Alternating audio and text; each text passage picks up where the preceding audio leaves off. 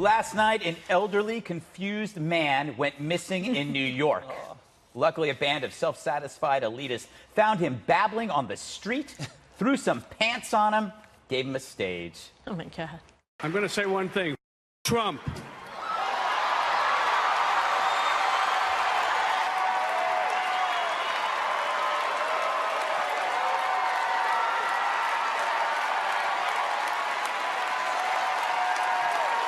It's no longer down with Trump, it's Trump.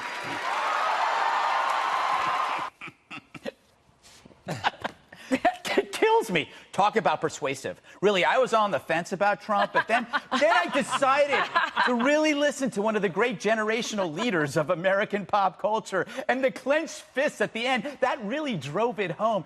It looked like he was pressing a 2-pound weight in a Jenny Craig commercial. Oh, my God. Look at it again. It's so cute. It's like he found out the restaurant serves Jell-O, or that he won a $10 scratch-off, or he scored a cameo in Jersey Shore, or he had his first #2 in a week. Thank you, Fibercon. What a sad end for a great actor. He went from Raging Bull, to this. Look at this guy!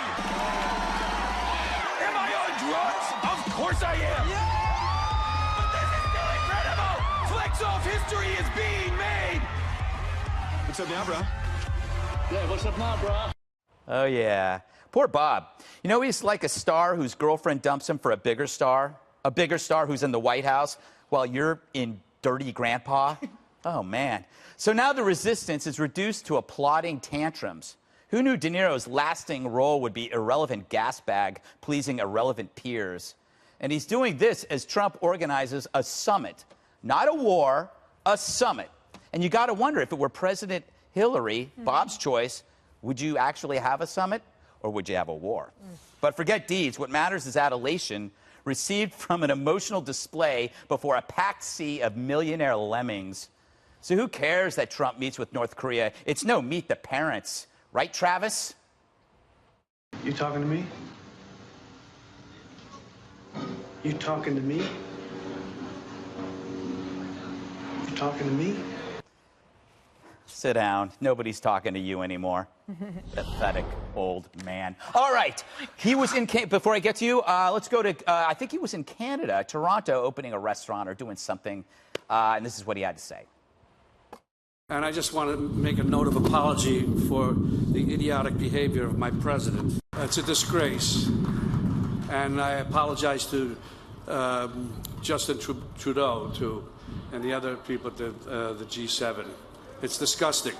You know, I actually feel bad for him because I think he's one of those people that has never emotionally recovered from 2016. This is a guy who's got serious Trump disorder. Well, and where he was last night and where he was today, he certainly knows his audience, right? Yeah, so he's like talented in that way. But what he doesn't know are the cast and crew that work on his own show.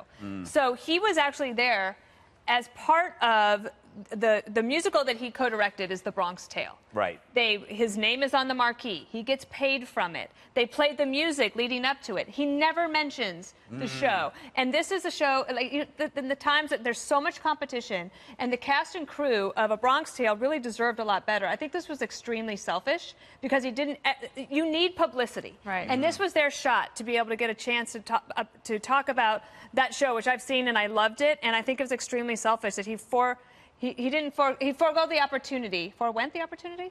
How do you say that? Forego the opportunity to talk about these people who need others to come see the show. So we'll do it here.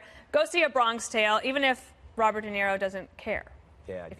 So he cheated the Tony honorees, but also I think he might have helped Trump get reelected, Jesse. Yeah, I think Hollywood's not doing the Democrats a very good service here. If you think about it, he's like the Nancy Pelosi of Hollywood. Yep. Every time he opens up his mouth, the Republican Party goes like this, keep talking. And when you add this to Samantha Bee Seward, to Snoop Dogg, to Kathy Griffin, they are not doing a very good job helping Democrats get elected. And what this does is when something like this happens, it fires up the Republican Party, it turns off independents, and then it just drags the Democrats so far to the left that they cheer and they think this is acceptable.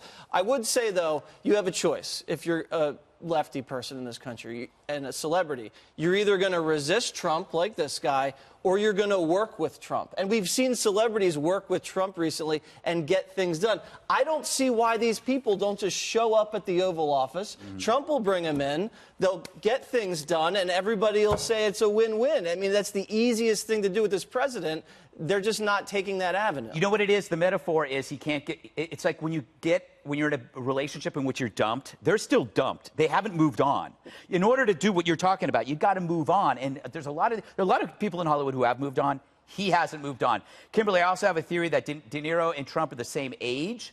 So the comparison is stark, that De Niro's career is on the downslide. The choices he has to make are purely for financial reasons, whereas Trump is the leader of the free world. I think that's eating him alive inside. Wait, Totally. De Niro's broke? Is that what you're saying? Pretty much. Why is he doing Dirty Grandpa? It ain't for art. He also has It's The like he's Irishman broke. that's coming out with Scorsese. That's going to make a pretty penny. Yeah, but you know what? He's in Well, trouble. he just hurt the pretty penny for everybody else involved in that movie because he's not winning, hearts and minds behaving that way. It was poor theatrics at best. I agree with you, Dana. I think it was it was just like egotistical. Like, why take the moment away of triumph and of adulation for other people who have worked very hard and make it about yourself? It's just very myopic in terms of his viewpoint, and it's just like cheap thrills that he's kind of getting for himself. It just sort of suggests that psychologically he's not feeling so great about where he is or what he's doing, in life, and then he has to go. We don't need him to apologize to the Canadians or on behalf of Trudeau. It's like so bizarre. Yeah, thanks, but no one thanks. cast you in that role, so I don't know. Maybe the next role he should play is somebody just, super jealous and underachieving and on the downslide, because it just doesn't seem like he's really holding it together well. And I really liked him in, Meet the Parents and the Fockers. Watch your mouth, Kimberly. It's over for me now. So Juan, I get the impression now all you have to do is swear. You don't need to have any kind of intellectual argument. Right. Just swear. It works. It actually works. When I hear you talk about Robert De Niro in this way, I think, oh, well, there must be some like B or C list actor they're talking about. They're talking about Robert De Niro, who is one of the greatest American actors of all time. Without question. Yes, but and not I don't there. think Robert De Niro is in any trouble. I think, in fact, Robert De Niro is standing up there. He's the raging bull in a rage over the outrageous behavior of this president. And it's not that he can't get over 16, Greg. It's that he can't get over the current contemporary reality of things like separating children from their parents. You didn't do that. Oh, that's not the president's Obama. administration, I see. And let me just say, Obama. he can't get over the idea, and I think this is what you're seeing reflected, that this president creates chaos, antagonizes And mental our illness. allies, embraces Putin, has an ongoing investigation, which he says he's going to pardon himself. People are like, what the? So when you see Robert De Niro, who's a truly distinguished actor and a great American, do that, maybe the reason that people stand up and applaud is because they agree with him. Or they have to. You think this is helpful? Oh, they have You to? think this They is have helpful? to. Juan? Oh, they're It's their happy. industry. Oh, I see. They're on camera. This is North Korea. Imagine if you You're didn't right. sit. Imagine if you were sitting down, how much grief you would have gotten. He's like, No, it's like what the grief? clap track. You can They sit gotta on your clap for him. hands. I think in the conservative echo chamber, oh, now there you got to stand the up and whataboutism. obey the rules. Maybe I was De waiting Niro for needs that. somebody to write some new lines for him. Well, I think he did pretty well, because I think that if you You have look a at the low video, standard if that's a good line. Pow, pow,